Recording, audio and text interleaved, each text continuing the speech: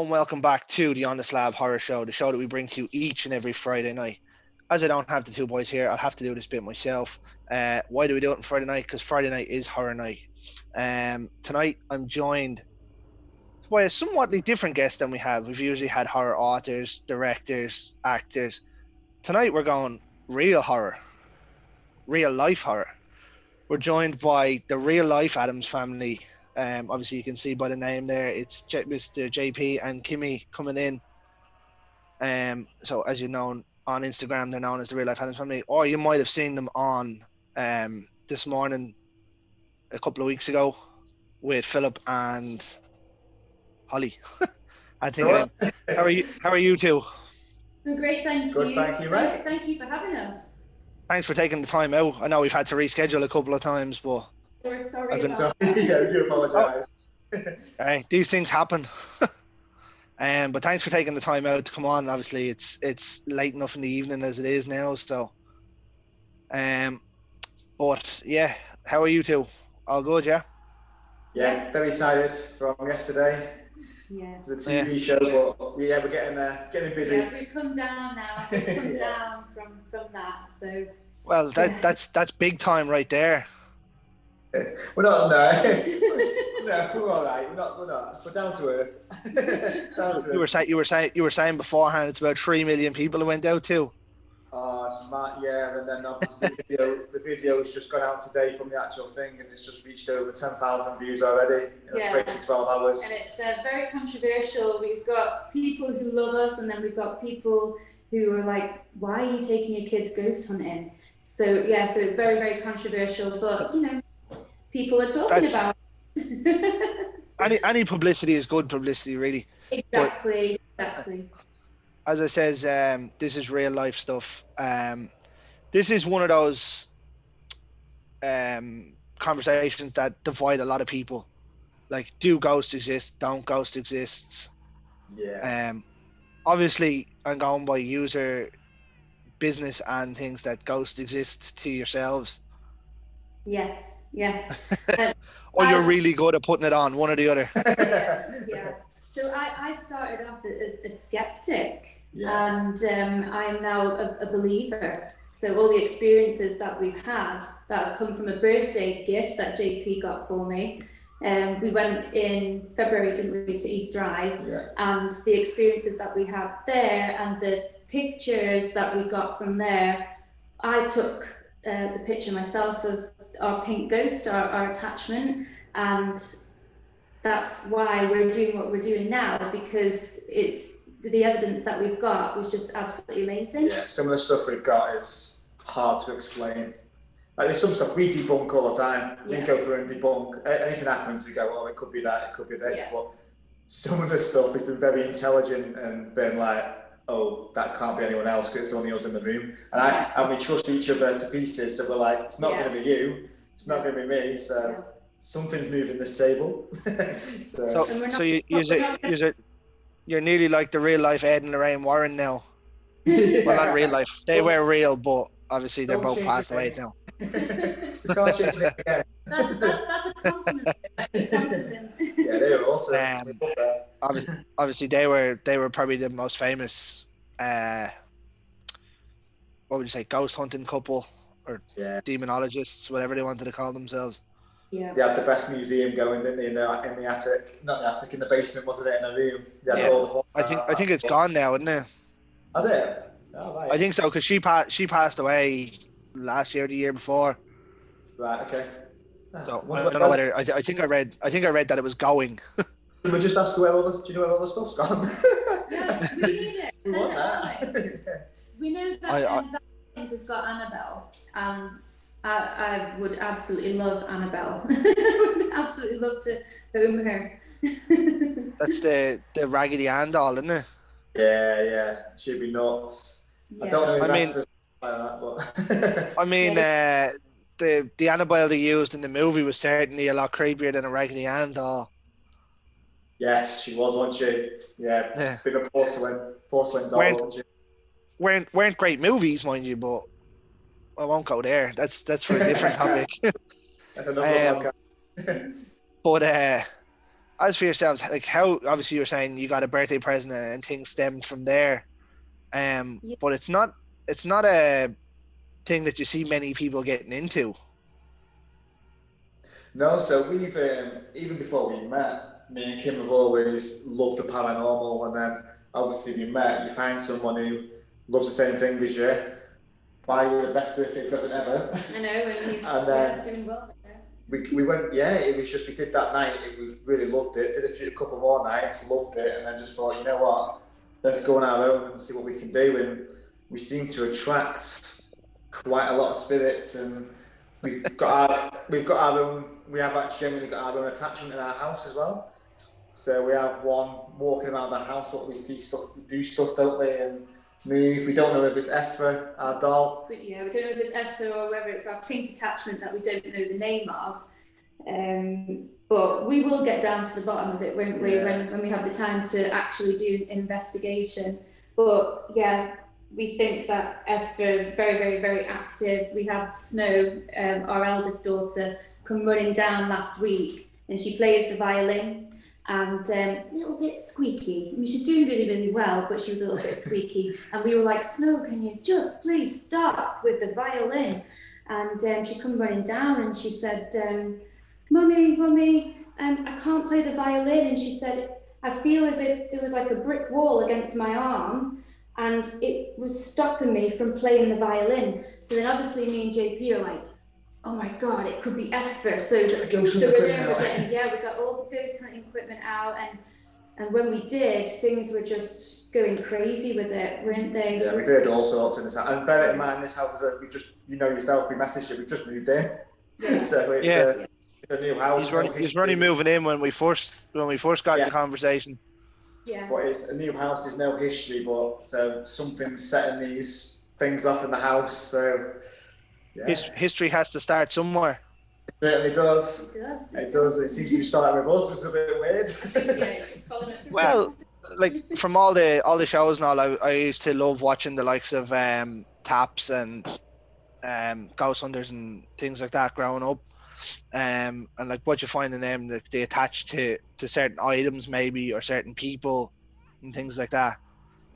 Yeah. Like obviously I wouldn't know too much. I just go by what I listen on the TV, but that could be point blank lies for all I know.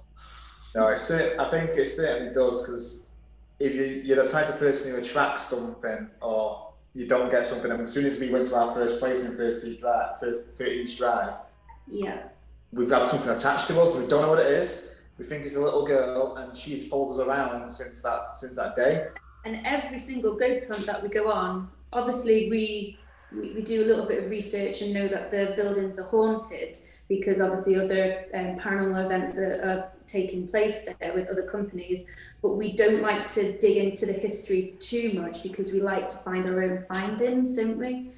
So, but every time we do an event, it's like Blackpool illuminations, isn't it? All of our equipment's going off, we're getting really intelligent responses, and yeah, it's just amazing. Honest, when it first started, I thought people would think it was fake and we're setting it off ourselves. Yeah. But that takes too much work to do that. We've not got time to be fake. For us, we're putting our name out there, and we're not fake people. Like JP is a teacher and I'm a therapist, and so I'm a logical thinker, you are as well, and we would not just want to kind of do this just to waste our time. We're out there to find something, aren't we? Yeah, we are. But we want hard evidence, and what we're seeing at the minute and what we're experiencing, we can't debunk it down to science. Some of it we can, and we continue to do so, but we are looking for the real thing. That intelligent, there's some sort of intelligent energy out there, and we'd be ignorant to not believe that, I think. I mean, it seems like it's too much of an elaborate hoax to keep doing it. Yeah. Like it's different if you were doing it and making hundreds of thousands of millions every time it happens. Yeah. But like, is it worth putting it? Is it worth putting the effort in to get nothing back? You know what I mean? Bar abuse. Exactly. Because the venues we go to are massive, so we'd literally have to rig the whole house or the whole asylum. Yeah. It's not doable. So No. some of the stuff that happened is just. I understand. Like, you are obviously an independent person where you see the likes of the TV shows, where it could and most likely has happened. Yeah, agree. That kind of way. Agree on that one. Things have been fabricated, and it's been known. It's been known to be fabricated, and that's what gives people like us, genuine people, a really, really bad name. You know? Yeah, it's not fair. Like you shouldn't be tarring everybody with the same thing. Like yous are doing your way, but a show in America say that's rigging stuff to scare people, and then all of a sudden yous are thrown into that. Oh, yous must be doing the same thing.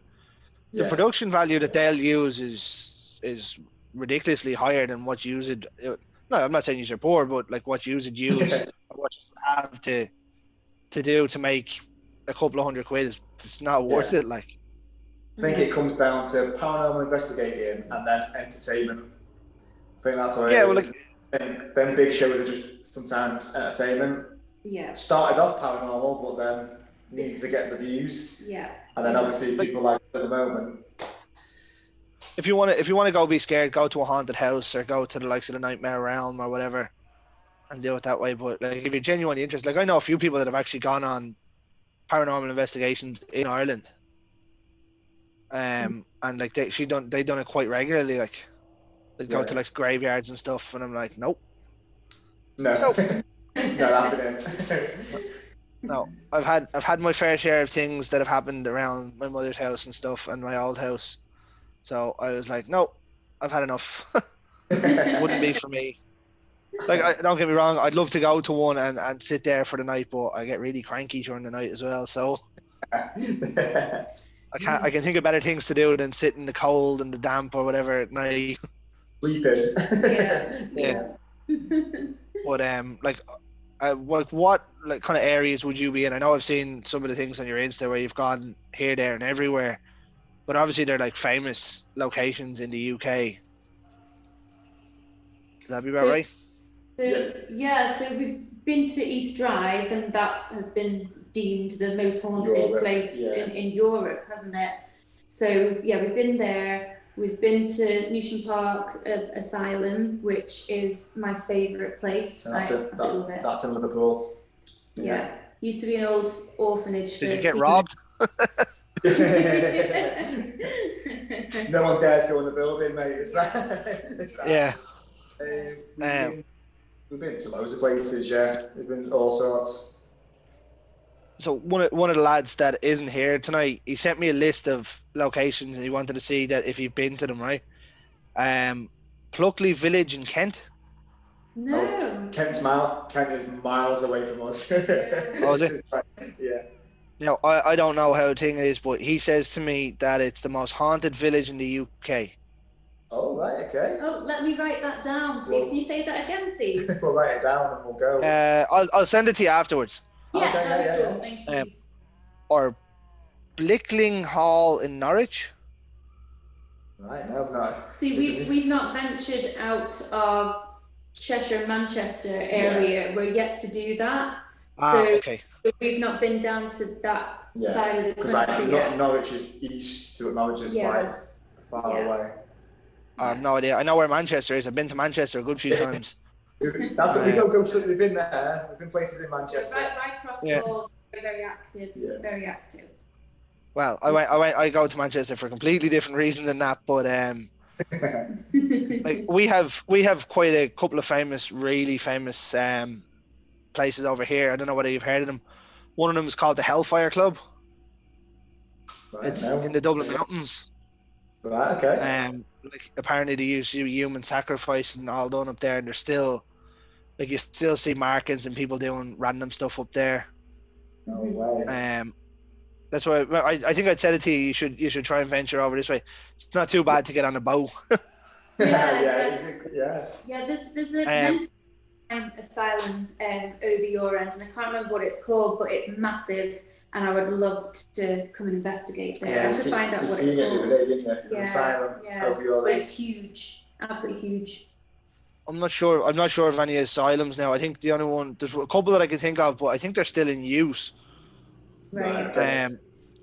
Then we have obviously the most haunted place in Ireland, or the two most haunted places in Ireland are Loftus Hall in Wexford. It's down in the Hook Peninsula. Everybody's heard of that. I've heard of Loftus Hall, yeah. I've seen it advertised as well around places, And then there's one, it's called Wicklow Jail. Oh, right, okay. It's an old jail that was, I think it was stopped around the 1900s. Oh, wow, okay. And they do all like the paranormal investigations at night and stuff, and they do one all through the night and Halloween and things. Oh, that sounds really cool. Yeah. Might be one for you to try. Yeah, we'll have to come over. Thank you for those. Yeah, we'll have to Please come send over. them to us after. Yeah. The real life Addams Family visits Ireland. If you'll have us. If you'll have us, yeah. If we're allowed. Absolutely. Those three places actually aren't all that far from myself either, so Good shout, you can come out. Yeah. As long as you do it during the day and it's warm, I'm not too bad. Well, we can do it during the day because the ghosties come out. But like, have you got any stories you'd like to share that have been like your most out there stories, or do you keep them all? No, we have got a few examples. When we went to Anzio Army Camp on Friday night, one of our guests we had to take out of the building because she was feeling as if she'd been strangled and she couldn't breathe. So obviously, people can experience panic attacks and what have you, but she was choking.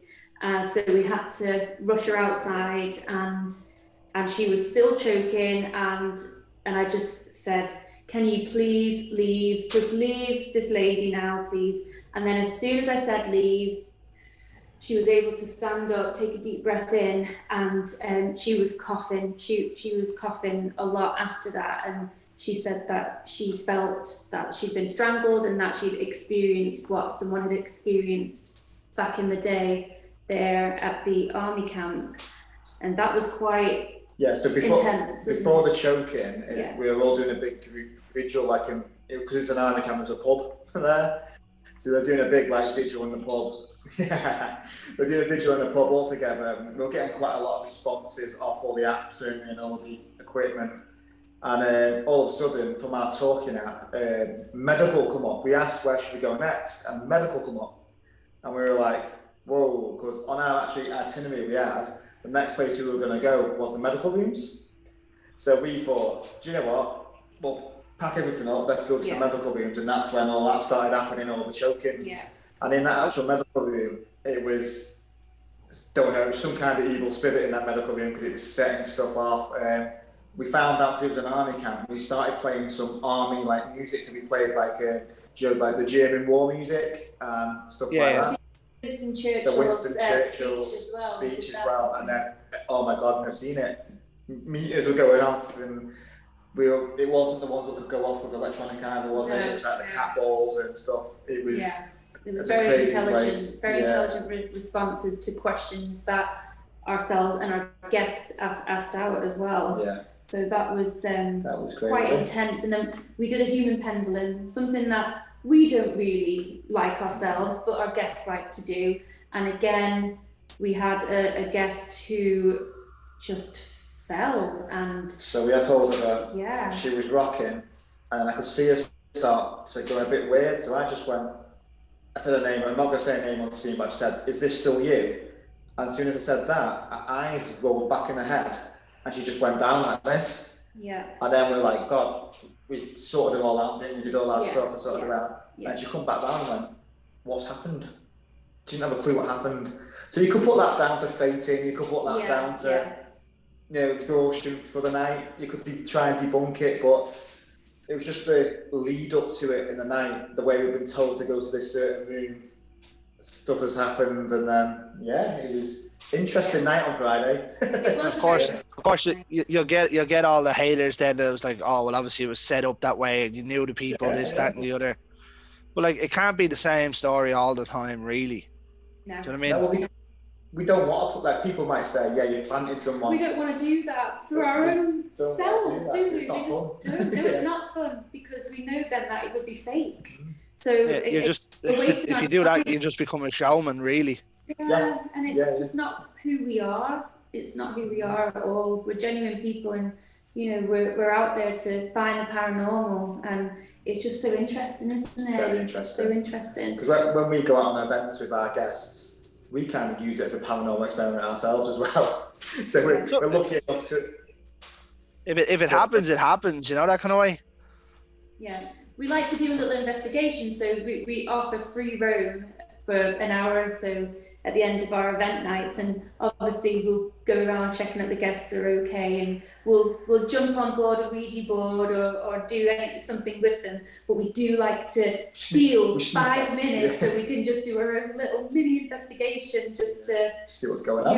Yeah, that's what we love to do. But we've had loads of experiences. We could be here all night. We had a different experience with a torch, didn't we? Well, that was with And that was at the Bingo Hall Plaza in Northwich, and one of our guests had a torch, and it started flickering, and it was set on the solid button, wasn't it? Yeah, we checked it in all. And anyway, all of our guests ended up just watching this torch, and it was responding to what we were asking it to do. We were saying, can you flicker? Can you dim? Can you brighten up again? And it was a good 25 minutes, wasn't it? I kid you not, this light was going, it went off, on, dimmed, flickered. And I was like, no, this has got to be some kind of power, the battery going. So we checked it all out. Yeah, brand new battery. Yeah, it just kept on responding to our questions. Yeah, so we had all the guests watching this torch that we've never known a torch to respond like that before, and that was it was an amazing experience. So and my mum actually came on that night with us, and she is a major skeptic. She's proud of what we're doing, because obviously everyone has different beliefs, but she was wowed that night, and I think we kind of turned her a little bit. She's had some intelligent responses that night, and she was like, whoa, really? You're answering questions back from a cat ball response, and my mum was like, wow. So that was good that she experienced that. Yeah. I'd say like you'd get some strange looks in and around people. Obviously, you're a teacher, you're a physician as well, a therapist. No, that's the wrong word. But you know what I mean? Like, they're what you'd call stable employment, like where you wouldn't expect people to be overly going out lying to try and con people out of stuff. They're respectable jobs. Do you know what I mean? No, I know. And I think that's why we're slightly different there, and I think that's why people are like, oh, hang on a minute, what's going on here? We've got jobs here. We kind of explain ourselves, obviously, people have a bit of an alter ego. We go from day job, professional people in day jobs, to our crazy ghost hunting at night. We're Ghostbusters now. It's good. Oh, we don't want to bust we don't bust ghosts. Because then they'll all disappear, and then we won't be in a job then, will we? No, but like it's such a diverse topic in terms of people's opinion on it.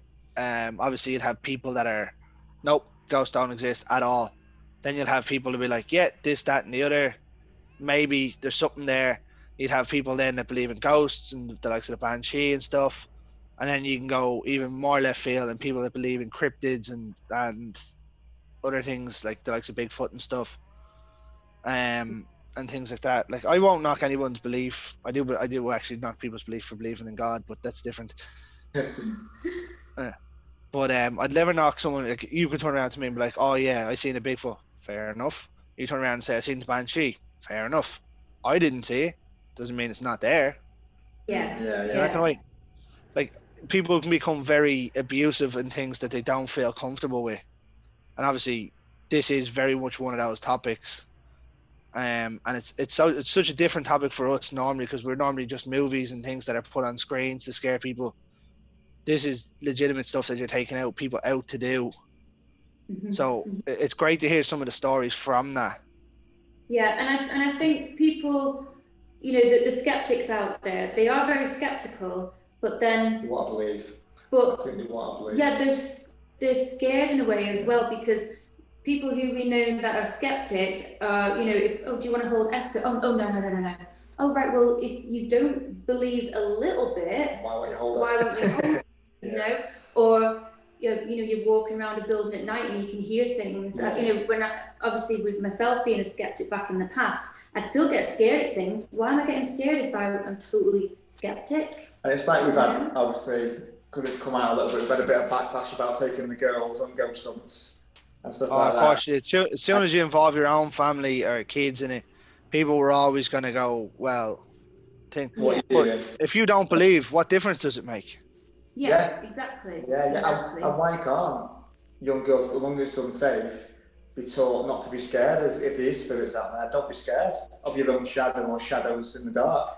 Yeah. Go out and learn. And the difference is with our girls is that our eldest Snow, who's 9, so it all started us going around to have a look at events during the day and just checking out the venue and putting together our agenda for when we do take guests. And it was only when Snow had said on our way back from a venue how many people were in the building, and we said, well, it's just us and the lady who owns it. And Snow said, well, I saw 4 other people in that building. And I'm like, no, there was no one else other than us and the lady. Oh, well, mummy, I saw a round-headed soldier with ragged clothes on, and then I saw a little girl holding a mummy's hand near the toilets, and then I saw a teenager in the top bedroom, and they all look really sad and tired. And we don't dig into the history like we said before to you. And on the way back from 4 Crosses, I was like, I'm going to check this out. And I went on, bearing in mind the girls did not know where we were going. Okay, so they couldn't do Googling or anything like that. Anyway, would they? No. And she got it down to a T with the round-headed soldier. Spot on. Yeah, she knew all the stuff she's seen was spot on. So then we're kind of like, oh, Snow's got a bit of a gift. Yeah. So that's where it spiraled. We started taking the stuff. She started seeing more stuff. And even to the point where she had someone come and visit her during the night, and then she'd come into us and say, someone's been in my room. So for us, we believe that we don't want, if she's seeing spirits anyway, let's embrace it. Let's use her superpower. Let's not teach them to be scared of that, of that energy. So that's one of the reasons why we do many investigations with the girls. We wouldn't probably just take children out there if they couldn't have, well, they don't have that power. I think we would have drawn the line with that, so. Like as long as your kids are safe, they're your kids, they're your responsibility. You know what I mean? Whatever you want to do, like you're taking them out with you to do at a family event, say. Do you know what I mean? What difference does it make? If you don't believe, they're not in danger. Do you know what I mean? If you're lying or faking it, they're not in danger at all. So why bother giving out about it? Yeah, exactly. Do you know what I mean? Exactly. So like the logic of people that shut this down all the time, to me, never makes any sense. You're shutting it down, but then why are you getting so worked up about it when someone else is doing it? Yeah. Whether you want to believe it or not. Yeah. Yeah. Do you know what I mean? If you don't believe, why are you getting? Yeah, you're right. Don't get so worked up. Like as I says, it's not like you're making hundreds of thousands of euro off people's naivety to go into things like this. Yeah, we're making nothing. No, but that's what I mean. Like, you two work full-time jobs as it is to go out and do this. You're not doing it for profit to an extent. We don't have to do this. No, it's our hobby, and we have a genuine interest in the paranormal. Yeah. And there is something out there. There is. Yeah, I had quite a lot of experiences growing up in my ma's house. Like you'd see people or you'd hear people, and my sisters especially. There was a young girl who lived somewhere in the house in the attic or somewhere, and one of my sisters, I can't remember which one it is, could remember seeing her all the time and stuff, and like I don't know where it came from, but like you could hear her coming up and down the stairs and stuff. It was weird. And then like cool. It's so cool. So we built in my ma's house, we had an extension kitchen, and we built another bedroom onto the back of it, and it had a sliding door on it, right? Because you couldn't the passageway we knocked into the room, so the door wouldn't open and close properly. So we put a sliding door on the inside, and that was my room. And I put a padlock on it one night when I was going out with myself and my other half. We were going out, so made the bed, grand, locked the door, came back, and there was 2 white handprints on the black sheet. When we came back, there was no way into the room. Oh, Wow. that's cool. That's really cool. Like there was just some stuff that happened, and then like when we moved to when me and her moved in first together, we had a house, and when we had our first kid, he was in the room, and you know the way what the baby monitors can pick up, obviously other baby monitors. Oh yeah. Right, so we were there, and the room was probably 30 feet away. We were on a bungalow, and you could hear a lady talking to Finn. And like you could hear him responding back. Now he was only a baby, so he's just making noises, right? And me and herself were like, right, maybe it's just picking up and he's just making noise. But we were like, we'll go and check. So we got closer to the door, and next thing you know, it was like a scream, and then he started roaring. So stuff like that you can't. Yeah. You try to debunk, but it's hard, very hard to debunk, isn't it? And like then she went in one night, as I used to work early, so she'd get up with him, and she was coming out of the room, and she swears she heard someone screaming in her ear, but the other ear from where he was. So like we had a demonologist come out to have a look at it. Right. So he went around, he done whatever he done. Like he asked us to wait outside, and he like blessed the house or whatever he did. And things, he was like, there's energy there, but there's nothing we can do with it. And I was like, great. So you couldn't do anything with it? Oh wow. No, he says there's nothing to be worried about really. Just someone walking around screaming in your ear and why did they? Well, I mean, like it was more like muttering that you could hear through it, which made me think, it was picking up a signal from someone else. Right, okay. But once we got close to the door of his bedroom, it changed in that kind of way. And then obviously, like, if there was something there, it disappeared. Right. And then he freaked out. It's really interesting. Really interesting. No, I was like, nope, I had enough. Got the guy to come in. He went around, he done whatever he done, and then like everything kind of calmed down then. But I don't know if I ever really fully believed that he didn't do something or take something out with him. Yeah. So that kind of way, because he was like, oh, there was energy there, but we couldn't do anything really with it. Yeah. But there was himself and the person, and he gave her a look. And I was like, have they done something or something that I don't know, or put something somewhere that's thing that we don't live there anymore, so yeah, they might take it down with them, but didn't want to tell you. Yeah. I don't know, like he never said it, but it was a cool experience to see being done. And obviously yous go around, and then yous are doing the other side of it, trying to get people informed and show them the cool side of, well, not even the cool side of it, the other side of the spectrum, really. And I'd say it makes it very worthwhile when you see someone that's a proper skeptic, say like your mother, and then who's now starting to turn to an extent.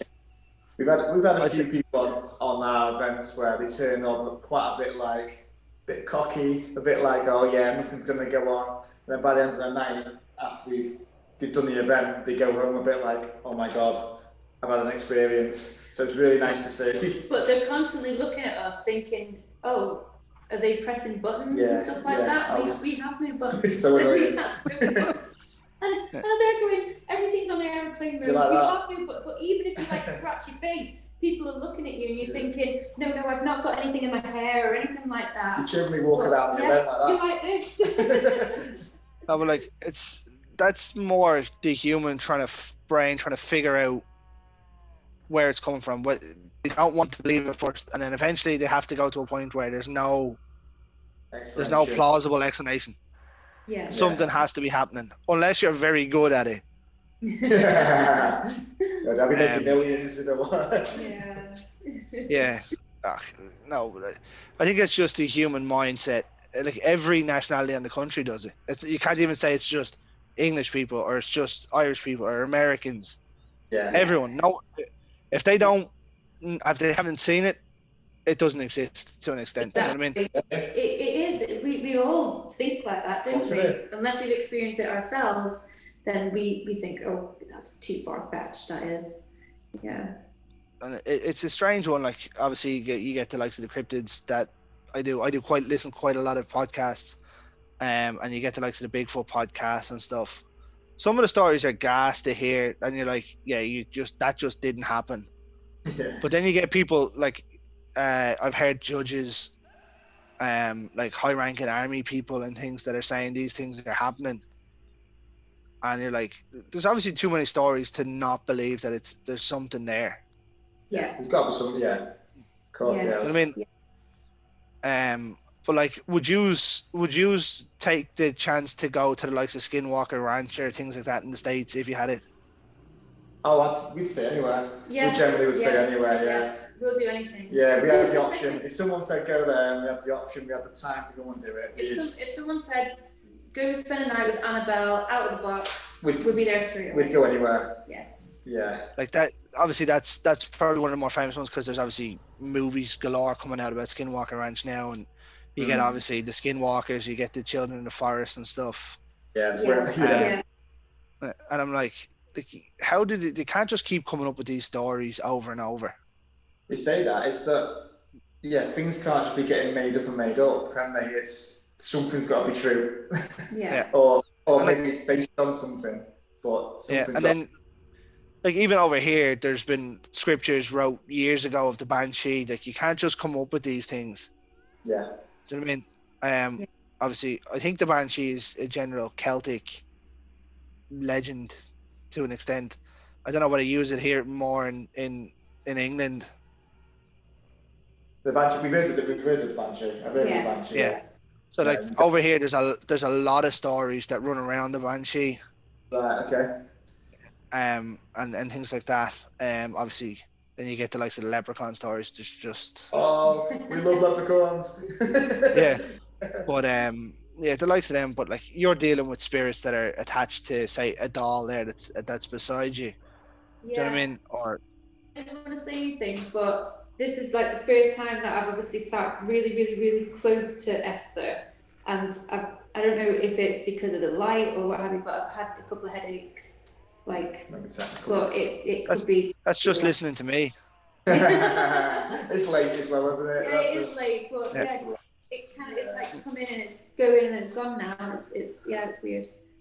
I'll wind it down for the evening. I don't want to hang on to you too long. And maybe one night in the near future we'll get you back on when I have the two lads back. Yeah. Cool. But have you got anything you want to promote? Any upcoming events or obviously your Instagram, your website and stuff? Right, yeah, we've obviously we're now called the Real Life Adams because that's what we're dubbed as. So that's our Instagram. It's now the Real Life Adams family.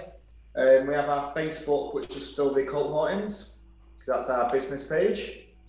And we've also got, just look out for us because we've got a few things in the future coming up what are going to be televised and stuff like that. We've been asked to do a few TV appearances and a few programs. We've got some articles coming out in magazines and newspapers. So it's very exciting. Really exciting. Certainly, any kind of time you have TV time or anything that's coming out, send it on to us and we'll share it around as well for you. And as I said beforehand, send us the links and we'll post everything into the post for the page, the show and whatnot. We'll give you a shout out and give a shout. They'll send it. And so like as I says, we'd love to have you back when there's the three of us and like you could get Ian's point of view or you get Carl's point of view on things rather than mine, because obviously my point came across that I'm not a skeptic at all. You love it, Yeah, like I'd love to go to one. I just don't think I could sit all night at things. I get very bored very quickly.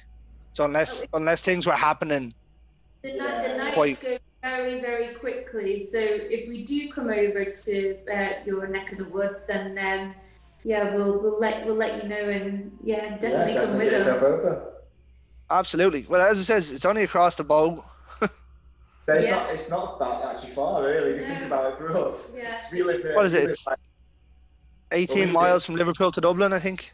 Yeah, and we're 20 minutes, half hour from Liverpool. Yeah, so from Liverpool, it's literally 15 minutes by air and you're down. Straight down. Yeah. Well, if you had to bring your stuff, I probably wouldn't recommend flying, because Ryanair will absolutely me. You won't get through.